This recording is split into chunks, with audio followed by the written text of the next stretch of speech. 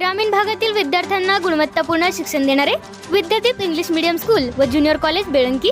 आम्ही विद्यार्थ्यांना गुण बघून प्रवेश देत नाही, तर प्रवेश देऊन गुणवंत विद्यार्थी घडवतो। आमची वैशिष्ट्ये: तज्ञ व अनुभवी शिक्षक, दर्जेदार शिक्षण, भरपूर सराव, सर्वांना परवडणारी माफक शैक्षणिक फी, स्पर्धा परीक्षांचे मार्गदर्शन, 10वी व 12वीच्या उज्ज्वल निकालाची यशस्वी परंपरा, इंग्लिश मीडियमच्या ज्युनियर सिनियर केजी सह 10वी पर्यंतचे प्रवेश सुरू, तर इयत्ता 11वी आर्ट्स व कॉमर्सचे प्रवेश सुरू। आजच आपला प्रवेश निश्चित करा।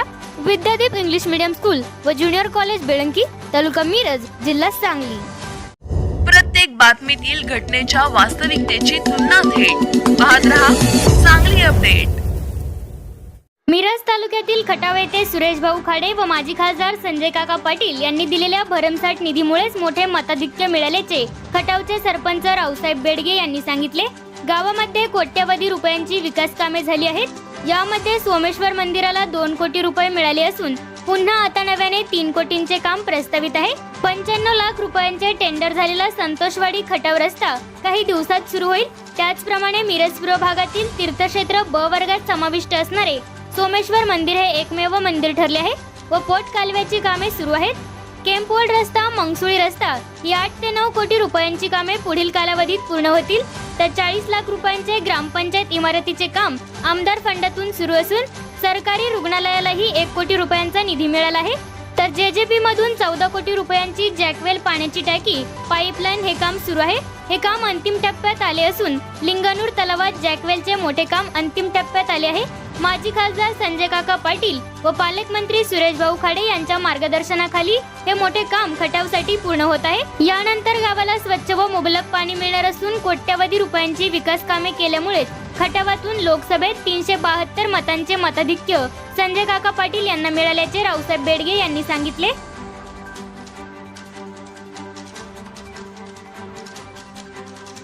मी लोकनियुक्त सरपंच रावसाहेब बेडगे, खटाव तालुका मिरज। खटावमध्ये संजय काकांना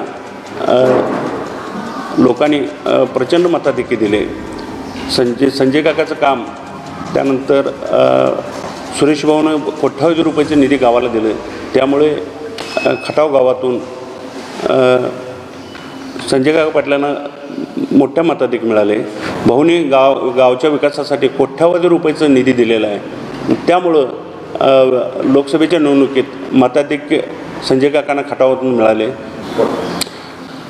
सुरेश भाऊ यांनी JJM-मधून जवळजवळ 13-14 कोटीचं JJM-चं जलजीवन मिशनचं काम आता अंतिम टप्प्यात आहे। लिंगानूर तलावाचं जॅकवेलचं काम अंतिम टप्प्यात आहे, परत टाकीचं काम पण अंतिम टप्प्यात आहे। त्यानंतर सरकारी दवाखान्यासाठी 1 कोटी रुपये दिलेले, ते पण काम प्रगतीपथावर आहे। त्यानंतर ग्रामपंचायत इमारतीला 30-35 लाखाचं काम अंतिम टप्प्यात आहे।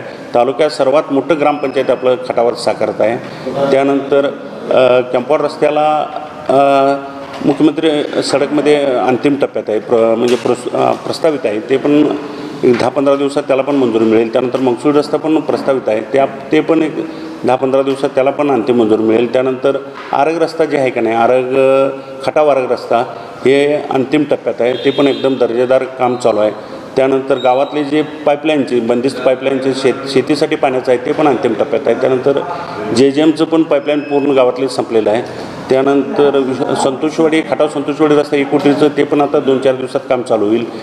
हे भाऊने असे कोट्यवधी रुपयाचं, म्हणजे मला सांगता येणार नाही, एवढं भरपूर फंड खटाव गावाला दिलेलं आहे।